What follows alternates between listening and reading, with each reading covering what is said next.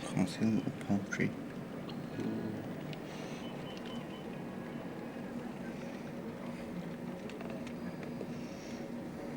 It's not raining. It's raining. Just, I don't think so. Can you check the windows? But low enough so. There's stuff.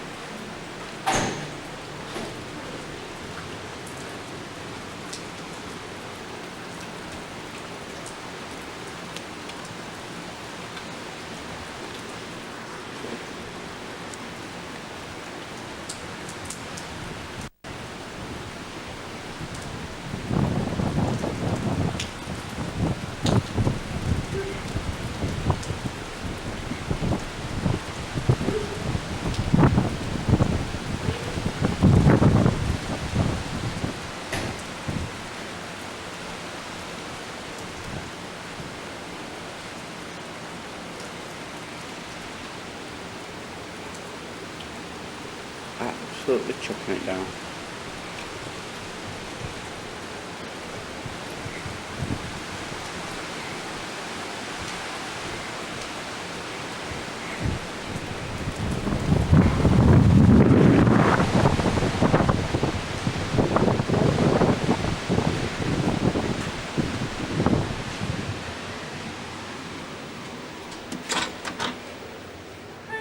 Absolutely chucking it down. Why are you looking at it? Am I having to picture? On a different track, or they were hoping that it was going to stay that category 1 or maybe a slight category 2. We are right now here in Naples in the middle of a very strong category 3 storm, and people are being turned away at shelters because people did not evacuate. All right, and Lauren, let's talk about the storm surge there as well, because that was a major concern, especially considering that the eye wall hit so close to Naples. What are you hearing about the storm surge? Well, so good right where we are. We are about, I would say, a mile and a half away from the shore. It's just quite frankly been too dangerous for us to get any closer to shore from where we are and where our colleagues are working with us this morning.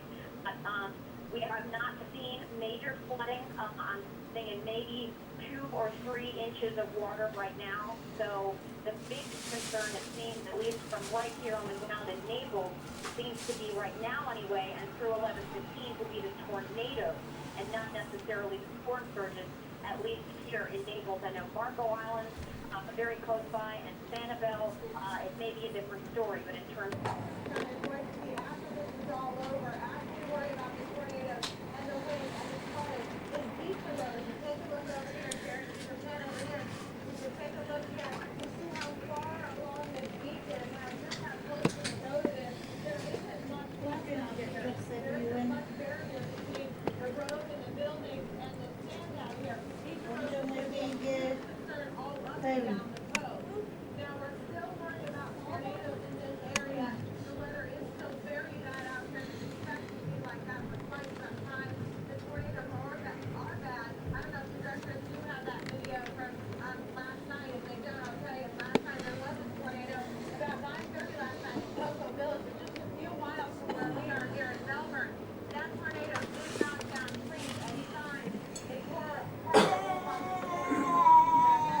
the signs were down. And then there was one building that was so badly damaged on that roof.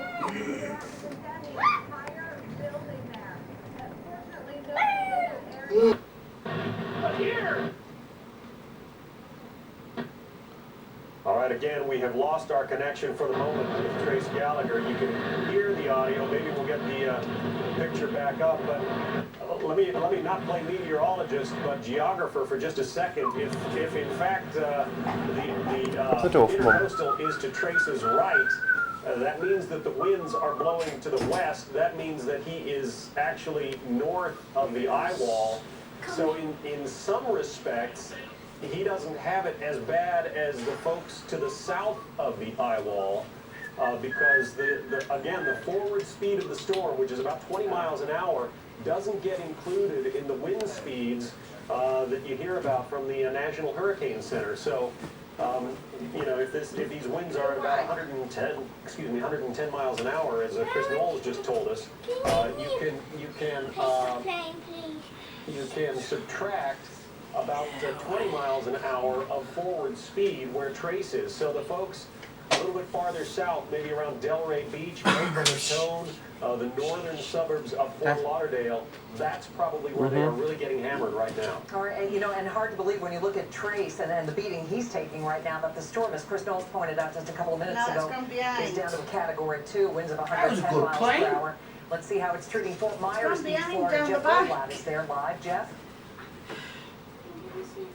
Yeah, hi, Bridget. Obviously, you can see from Trace's shots there that Wilma is certainly digging east, but I could say from my vantage point that she certainly hasn't given up her western flank. About an hour ago, there was a hurricane tracker here, and he recorded a 70-mile-per-hour gust at this beach. This is a vulnerable barrier island beach community, about 5 feet above sea level for the most part. Certainly things could have been much worse had this storm been to the north of us. We got some storm surge. The water that we're seeing on the ground is predominantly because of the rain.